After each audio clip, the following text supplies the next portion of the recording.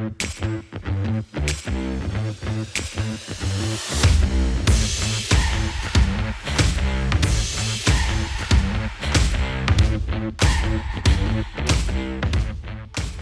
personally also had a story. We were tendering for a 50 megawatt PV plant in Jordan. We wanted to do it with a tracking system. I had a very challenging EPC.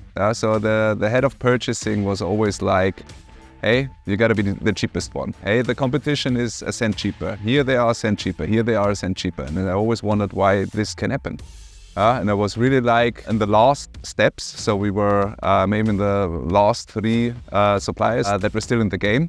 And he always mentioned, you are unfortunately still 5% more expensive than the competitor, so I have to go for the competitor. And he asked me for advantages and I said, yeah, stability, we already did projects in Jordan, our experience that we have, so we can do everything properly and our track record stands for itself.